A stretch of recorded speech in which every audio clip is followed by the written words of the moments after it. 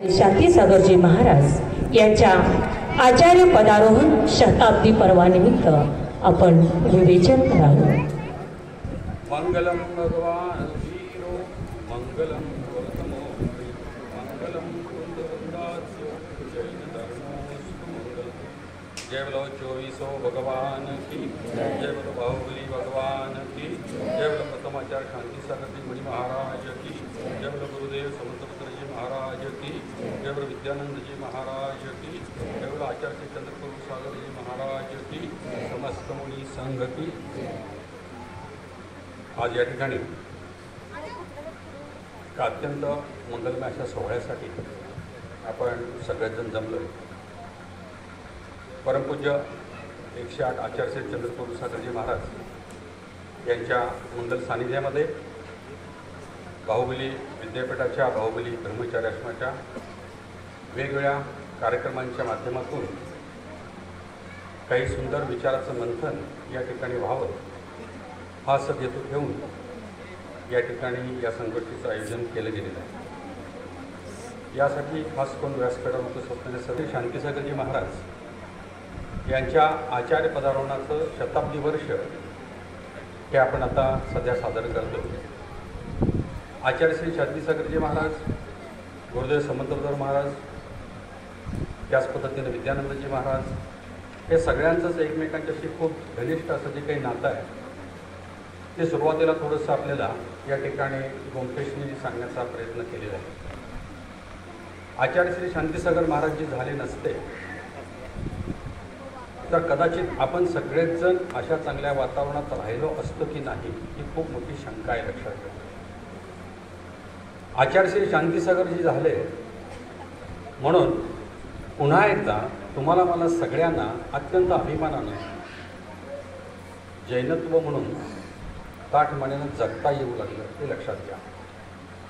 शांतीसागर महाराजांच्याकडे बघितल्यानंतर, त्यांचं संपूर्ण जीवनचरित्र बघितल्यानंतर अनेक गोष्टी आपल्याला या ठिकाणी अशा जाणवतात की खरोखरच हा भव्यात्मा म्हणूनच जन्माला आला असणार आहे.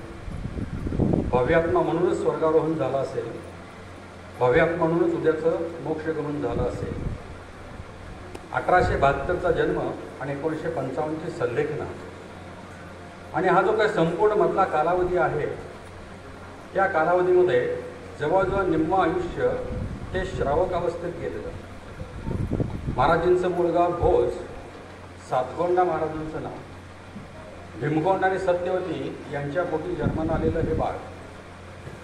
आईचं गाव येळगुड आणि त्या काळी माता किंवा ती बाई आपल्या आजोळी जायची आणि ज्यावेळी शांतीसागरजी महाराज म्हणजे सातगोंडा आईच्या उदरात होते त्यावेळी त्या मातेला एक स्वप्न पडलेलं होतं की आपण आपल्या मंदिरामध्ये भगवंतांची 108 कमळांनी पूजा करावी. भाग्यानुभवी जीव कसं असतं पहा. तीर्थंकरांच्या मातेला 16 स्वप्न पडतात आणि तो भव्य जीव त्या ठिकाणी जो असतो तो उद्याचा तीर्थंकर जन्माला येणार असतो. त्याच पद्धतीनं याही ठिकाणी या मातेला अतिशय सुंदर असं स्वप्न पडलं आणि त्यावेळी उल्लेख मिळतो आपल्याला की कोल्हापूरच्या रंकाळा तलावाच्या जवळपास तिथून कमळं आणली आणि भगवंतांची त्या ठिकाणी 108 कमळांनी पूजा मानण्यात आली. भव्य जीवाचं मार्गक्रमण हे गर्भावस्थेपासून सुरू झालेलं आहे लक्षात घ्या. बाळ जन्माला आलं, काही दिवसानंतर आई परत आपल्या सासरी आली भोजला आणि भोजच्या अंगणामध्ये हे बाळ हळूहळू वाढू लागलं. परंतु लहानपणापासूनच वेगळं त्या ठिकाणी मार्गक्रमण सगळ्यांच्या लक्षात येऊ लागलं. सातत्यानं धार्मिक विचार, धार्मिक वागणं, लहान मुलं असेल तरी सुद्धा आई वडील संध्याकाळी स्वाध्याय करायचे, आजूबाजूची मंडळी त्या ठिकाणी येऊन बसायची आणि त्यावेळी हे बाळ रांगत जाऊन त्या ठिकाणी बसायचं. कळत होतं की नव्हतं हा नृत्य नव्हता लक्षात घ्या. परंतु जसं लोहचुंबक त्या ठिकाणी असतं तशाच पद्धतीनं त्या ठिकाणचा तो ग्रंथ महाराजांना आकर्षण करत होता. हळूहळू त्या ठिकाणी महाराजांचं मार्गक्रमण सुरू झालं. बाळ मोठं व्हायला लागलं. लौकिक अर्थानं शाळेत पाठवलं. शाळेतलं शिक्षण लौकिक अर्थानं थोडं सुरू झालं. शेतामध्ये पाठवायला सुरुवात केलं त्या ठिकाणी की बाबा जा तू पाखरं राखायला जा. हा भव्य जीव मात्र शेतात गेल्यानंतर पाखरं राखत नव्हता तर शेतात पाखरं खाल्ल्यानंतर त्यांना पाणी प्यायला लांब जाऊ नये म्हणून पाण्याची सोय करून ठेवतो आणि जवळपास त्या ठिकाणी झाडाखाली बसून नमोकार मंत्राचे जाप घालत होता. आजूबाजूच्या शेतकऱ्यांनी त्यांच्या वडिलांच्याकडे तक्रार केली की अरे बाबा, तुझा मुलगा पाखरं राखत नाही, ती पाखरं येतात आणि आमच्याही शेतात त्या ठिकाणी धान्य खाऊन जातात, त्याला जरा समजावून सांग. वडिलांनी सांगितलं, पण यांचं दयाळू पण जे काही आहे, दयाळू वृत्ती जी आहे तशीच सुरू होती. धान्याची रास झालेली भाग्यवान भव्य जीव असं लक्षात आलं की ज्या शेतात सगळ्यात जास्त पक्ष्यांनी धान्य खाल्लेलं होतं त्याच सातगौंडांच्या शेतात धान्य सगळ्यात जास्त पिकलेलं होतं. लक्षात घ्या, जिथं आपण जास्त दयाभाव दाखवतो तिथं तितक्याच पद्धतीनं तुम्हाला रिपल्शन मिळत असतं. मोठ्याचे बैल त्या ठिकाणी विहिरीतनं पाणी काढत असताना मोठ्याचे बैल दमल्यानंतर त्या ठिकाणी त्यांना त्रास होऊ नये म्हणून बैलाला सोडायचे आणि हे स्वतः दोर ओढत त्या ठिकाणी मोठेला पाणी काढण्यासाठी मदत करायची. कितीतरी गोष्टी अशा लहानपणीच्या आपल्याला सांगता येतात की दयाभाव हा त्या ठिकाणी आतूनच त्या ठिकाणी होता. हळूहळू लग्नाचा विचार सुरू झाला. वय वर्ष 9, आता लग्न या ठिकाणी करायला पाहिजे. पूर्वीच्या काही लहानपणी लग्न करत असत. 6 वर्षाच्या माणगावची एक मुलगी त्या ठिकाणी होती आणि महाराजांचं लग्न ठरवलं. महाराजांचं म्हणजे सातगौंडांचं त्या काळात 9व्या वर्षी लग्न ठरवलं. लहानपणी लग्न व्हायचे, लग्न काय म्हणजे कळत न कळत असताना लग्न व्हायची. ती मुलगी परत संध्याकाळी आपल्या माहेरी जायची आणि वयात आल्यानंतर पुन्हा सासरी यायची. तसं ती मुलगी संध्याकाळी परत आपल्या आईवडिलांच्या बरोबर गेली आणि दुर्दैवानं 6 महिन्यानंतर ती स्वर्गवासी झाली. कदाचित भाग्यवान भव्य जीव हो त्या मातेला पण वाटलं असेल की उद्याच्या या भव्य जीवाच्या मार्गामध्ये आपण यायला नको म्हणून ती आधीच स्वर्गवहन करता झाली असेल ते कोणाशी. कसं असतं बघा भाग्यवान भव्य जीव. पुन्हा काही दिवसानंतर विचार सुरू झाला. पुन्हा त्यांचं लग्न करायचं ठरवलं. महाराजांनी सांगितलं, सातगौंडांनी सांगितलं, आता पुन्हा लग्नाचा विचार नाही, मग मी माझी मार्गक्रमणा वेगळ्या दिशेला करणार आहे. पण आई वडिलांनी सांगितलं, आम्ही असेपर्यंत त्या दिशेला जाऊ नको, आम्ही आहोत. महाराज त्यांचं शेवटपर्यंत ऐकलं. दोघांचंही त्या ठिकाणी संलेखनापूर्वक समाधी मरण झालं आई वडिलांचं, लक्षात घ्या. आणि मग महाराजांनी मोठ्या भावानं आपल्या सगळ्यांना सांगितलं, सगळ्यांची परवानगी घेतली आणि आता दीक्षा घेण्यासाठी मला मुक्त करा. महाराज आपल्या भोज गावावरून निघाले, पलीकडे स्तवणीला आले. नवखंडपासला तीर्थंकरांचं दर्शन घेतलं आणि पलीकडे उत्तूर गाव होतं. त्या उत्तूर गावी देवेंद्र कीर्ती स्वामीजींचं त्या ठिकाणी वास्तव्य होतं. 1915 साल उजाडलेलं आहे.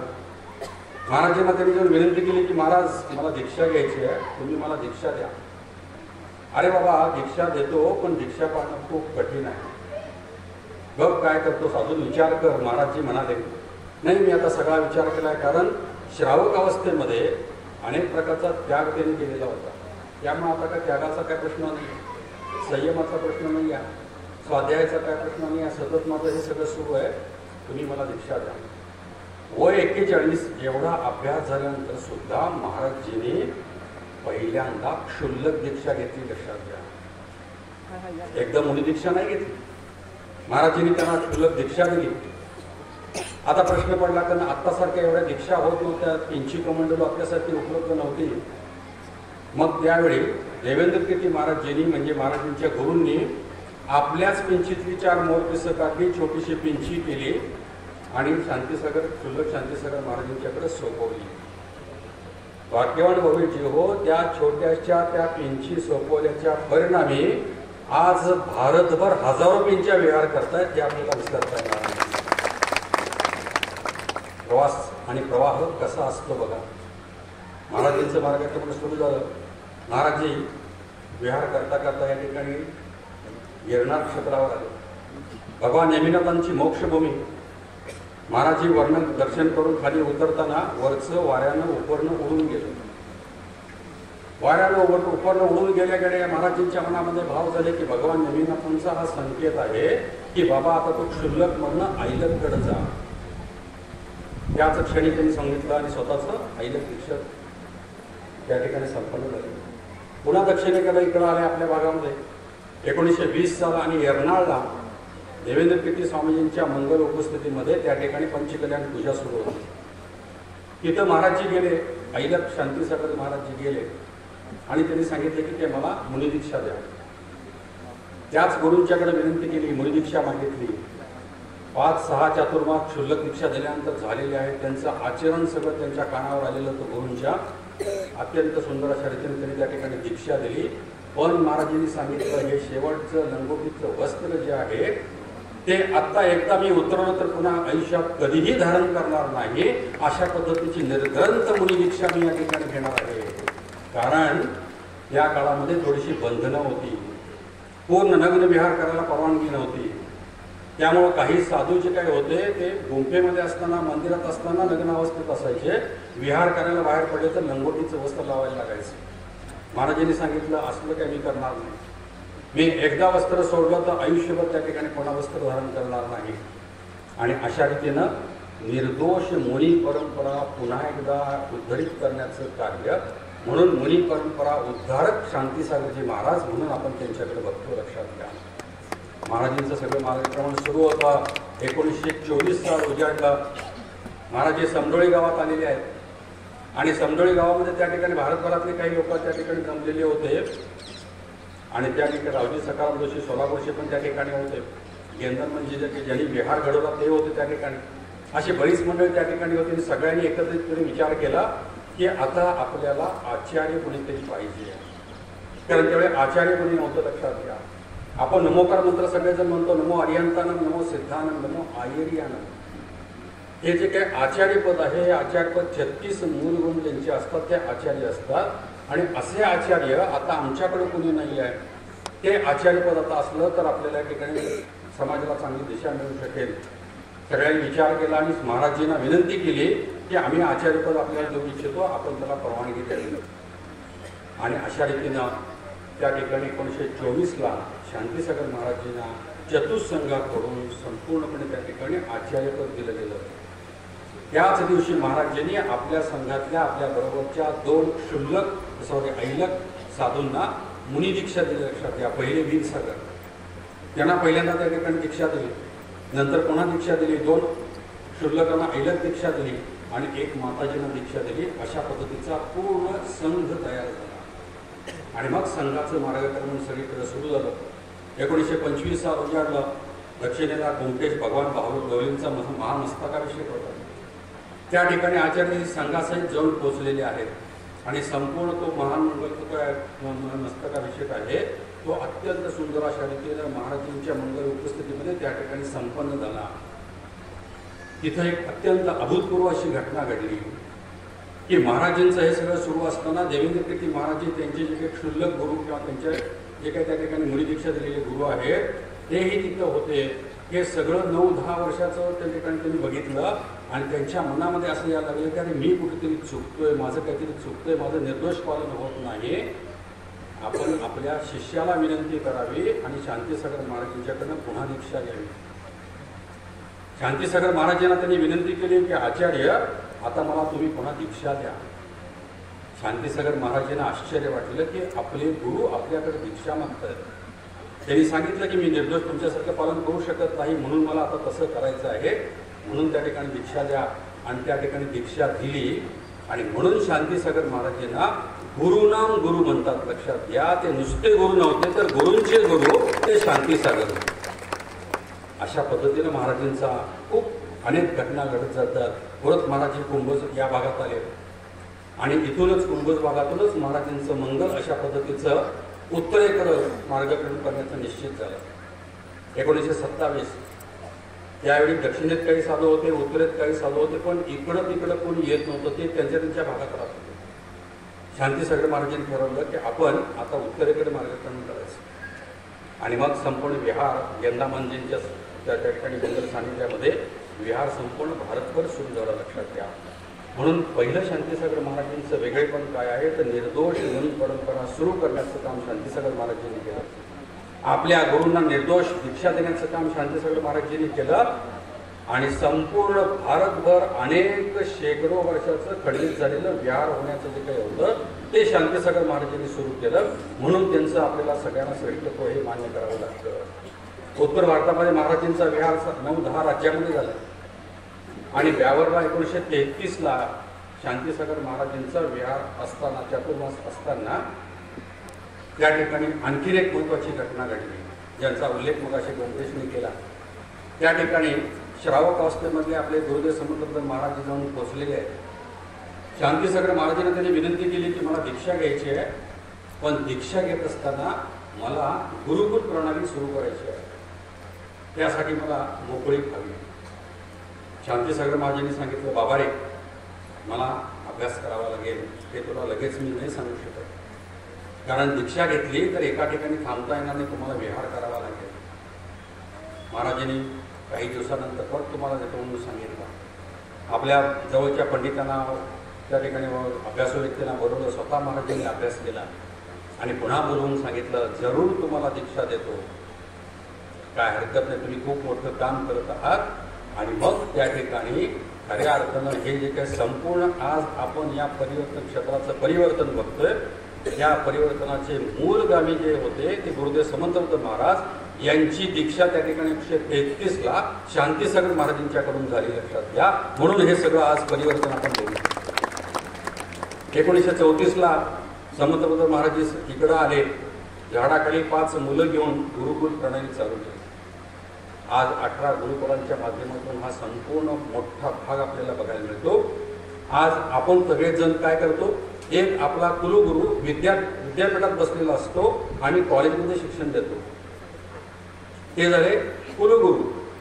हे कोण आहेत, गुरुकुल, लक्षात घ्या। गुरूंच्या कुलामध्ये गुरूंच्या जवळ जाऊन राहायचं, आणि म्हणून अनेक कुलगुरू असतील तरी सुद्धा गुरुकुलांचे कुलगुरू ते समर्थ महाराजजी, आणि म्हणून ते खऱ्या अर्थानं गुरुकुलांचे कुलगुरू आहेत, लक्षात घ्या। ते पुन्हा सगळे भाग सोडून जातो। अशा रीतीनं शांतीसागर महाराजांच्या आपण किती सांगावं तितकं कमी आहे। कटनीच्या चातुर्मासामध्ये लोकांनी त्यांची परीक्षा बघायचा प्रयत्न केला, हे संध्याकाळी काय खातात का, काय दिकत्या ठिकाणी वेगळ्या पद्धतीचं आचरण करतात का, सर्व परीक्षामध्ये अत्यंत उत्तीर्ण झाले। महाराजांचं आगमन दिल्लीमध्ये झालं। दिल्ली आपल्याला सगळ्यांना माहिती आहे की त्यावेळी आपल्या देशात इंग्रजांचं राज्य होतं। हा इंग्लंड नावाचा देश, हीचभर देश असं त्याला म्हटलं जातं, ह्या देशानं अर्ध्या जगावर राज्य केले, लक्षात घ्या। केवळ बुद्धीच्या जोरावर, शस्त्राच्या जोरावर नाही, बुद्धीच्या जोरावर। आणि म्हणून म्हणत असत की इंग्रजांच्या साम्राज्यावरचा सूर्य मावळत नाही। याचा अर्थ काय हो, इकडं पण पूर्वेला त्यांची राज्य होती, पश्चिमेला पण त्यांची राज्य होती, कधीच कायम सगळ्या राज्यात त्यांचा सूर्योदय असायचा। असे आमचे ब्रिटिश, असे त्या ठिकाणचे ब्रिटिश ज्यांनी अर्ध्या जगावर राज्य केलं, 150 वर्षे भारतावर राज्य केलं, इथं दिल्लीच्या साम्राज्यामध्ये त्या ठिकाणी आचार्यश्रींचं आगमन झालं। आता प्रश्न पडला की आता आचार्यश्रींना परवानगी मिळणार का लग्न विहाराला? ब्रिटिशांनी सांगितलं, तुम्हाला लग्न विहार करता येणार नाही, तुम्हाला विहार करत असताना आजूबाजूला 10-15 माणसं घेऊन फिरावं लागेल की जेणेकरून तुमचं नग्न जे काही रूप आहे ते इतरांना दिसू नये। महाराजांनी सांगितलं, हे आमच्याकडून काय होणार नाही, आम्ही आमच्या पद्धतीने विहार करणार। महाराजांचा विहार सुरू आहे। एके दिवशी असंच ब्रिटिशांनी अडवलं आणि सांगितलं, तुम्हाला पुढे जाता येणार नाही। मग महाराजी म्हणाले, मागं जाऊ, मागं पण जाता येणार नाही। मग खाली बसू, खाली पण बसता येणार नाही। मग म्हणाले, मी काय करू, काय करायचं तुम्ही ठरवा। भाग्यवान बाबीजी हो, काही वेळ गेला आणि मग त्या ब्रिटिश सत्तेला त्या ठिकाणी लक्षात आलं की हे अलौकिक व्यक्तिमत्व आहे। आणि भाग्यवान बाबीजी हो, ज्या ब्रिटिशांनी अर्ध्या जगावर राज्य केलं, 150 वर्षे भारतावर राज्य केलं, त्या ब्रिटिशांना एका दिगंबर साधू पुढे झुकावं लागलं आणि दिगंबर विहाराला परवानगी द्यायला लागली। हे दिगंबरत्व काय असतं हे संपूर्ण जगाला दाखवून देण्याचं काम शांतीसागर महाराजांनी केलं, आणि म्हणून ते अलौकिकत्व आहे। दिगंबरत्व काय आहे, जैनत्व काय आहे, हे पुन्हा एकदा प्रतिष्ठापित करण्याचं काम शांतीसागर महाराजांनी केलं, आणि म्हणून ते अलौकिकत्व आहे। अशा रीतीने शांतीसागर महाराजांच्या जीवनातले अनेक प्रसंग आपल्याला सांगता येतील। आपल्याकडे फक्त 15 मिनिटं वेळ आहे, त्यामुळे मी थोडक्यात या ठिकाणी संबोधन प्रस्थापित करण्याचा प्रयत्न केला। कोणत्याही परिस्थितीमध्ये कोणालाही त्या ठिकाणी कसली जबरदस्ती केली नाही। कोणत्याही परिस्थितीमध्ये कुठेही काही आपलं खरं न म्हणता शास्त्र सांगतं ते खरं सांगण्याचा प्रयत्न केला। महाराजांचा विहार होत असताना शेवटी महाराजांचं 5 शेवटचे 4-5 चातुर्मास आहेत, ते 4-5 चातुर्मास कुंदलगिरीच्या जवळपास झालेले बघायला मिळतात। मी थोडासा अभ्यास करत असताना मला आश्चर्य वाटलं की हे असं का झालं असेल, तर त्या ठिकाणी असं लक्षात आलेलं आहे की महाराजांना आता आपली दृष्टी अधू होत चाललेली आहे, दिसायला कमी यायला लागलेलं आहे. आता आपल्याला या ठिकाणी वेगळ्या दिशेला जावं लागेल. मनामध्ये त्यांनी भाव ठरवलेले आहेत, अधोदृष्टी झालेली आहे. मग काही लोकांनी सांगितलं महाराजी मुक्तागिरीकडे विहार करा, काही लोकांनी सांगितलं महाराजी कुंतलगिरीकडे विहार करा. महाराज आपल्या आत्म्यामध्ये लीन होते. महाराजांनी कुंतलगिरीकडे विहार केला. 1955चा शेवटचा चातुर्मास महाराजांचा कुंतलगिरीला संपन्न होत होता. आणि मग महाराजांनी एका दिवशी सांगून टाकलं की मी आता माझ्या अंतिम प्रवासाकडे निघालेलो आहे, मी आता सल्लेखना घेतो.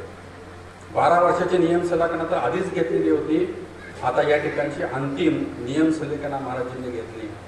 काही दिवसानंतर यम सल्लेखना घेतली आणि 36 दिवसांची अपूर्व अशी सल्लेखना शांतीसागर महाराजांची त्या ठिकाणी आपल्याला बघायला मिळते. संपूर्ण भारतातून अलोट गर्दी त्या ठिकाणी व्हायची की एक साधू आपलं जीवन सुंदर रीतीनं जगल्यानंतर आपलं देह विसर्जन कशा पद्धतीनं करतोय, किती छान पद्धतीने या ठिकाणी शांतता आहे. अखेरपर्यंत अत्यंत त्या ठिकाणी सावध अवस्था आहे, अत्यंत सचेतन अवस्था आहे, अत्यंत त्या ठिकाणी जागृत अवस्था आहे. सर्व येणाऱ्या जाणाऱ्यांना त्या ठिकाणी महाराजजी दर्शन देत आहेत. रोज त्या ठिकाणी होणारा पंचामृत अभिषेक महाराजजी बघतायत. शांतपणे सगळं अंतर्मनामध्ये सुरू आहे, लक्षात घ्या. आणि अत्यंत सुंदर अशा रीतीनं त्या ठिकाणी मार्गक्रमण अंतिम दिशेला चालू आहे. 1955 भाद्रपद शुद्ध द्वितीया सकाळी 6:50 वेळ आणि तो त्या ठिकाणी एक बाहेरचा लौकिक अर्थानं सूर्य उगवत असताना हा आमचा धर्म भास्कर मोक्ष मार्गक्रमण करता झाला. आणि म्हणून शांतीसागर महाराजांचं अद्वितीयत्व ज्याला आपण म्हणतो की अत्यंत शांतपणे नमोकार मंत्राचे जाप चालू आहेत, कुठंही काहीही कसल्याही प्रकारची हालचाल नाही आणि अत्यंत शांतपणे या देहाचा सुद्धा त्याग करण्याची प्रक्रिया शांतीसागर महाराजांनी केली. कशा प्रकारचं आपलं शेवटचं जे काही आचार्यपद आहे ते आचार्यपद आपले पहिले दीक्षित गुरु, आपले दीक्षित शिष्य वीरसागर महाराज यांच्याकडे सुपूर्द केलं. आपलं पिंची कमंडलू त्या ठिकाणी सोडून दिलं. अरे देह माझा नाही तर हे पिंची कमंडलू तर माझं काय असणार आहे. आणि शांतपणे आपल्या देहाला पण शेवटी सोडून टाकलं आणि आपलं त्या ठिकाणचं मोक्ष मार्गक्रमण केलं. शांतीसागर महाराजांच्याबद्दल अशा रीतीनं अनेक आपल्याला गोष्टी बघता येतात. महाराजी फार मोठी पुस्तकं लिहित होते असं नाही, महाराजी फार मोठी प्रवचन करत होते अशातला भाग नाही आहे. महाराजांचे शिष्य पायसागर महाराज ते अत्यंत परखड असं प्रवचन करायचे. त्यांना प्रवचन सम्राट म्हटलं जायचं त्या काळामध्ये, लक्षात घ्या. ते पायसागर महाराज दीक्षा घ्यायच्या आधी वेळातनं हात घालून साप मारायचा, बाहेर असा भिरकवायचा आणि आपटून मारायचा.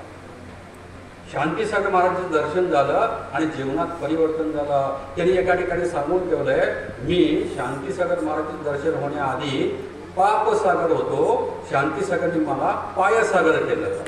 अशा पद्धतीने शिष्य असतात भाग्यानं भयजीव ही मार्गक्रमण आता गुरुदेवांचं आपण या ठिकाणी बघतोय की गुरुदेवांना दीक्षा देण्याचं काम किती महत्त्वाचं आहे.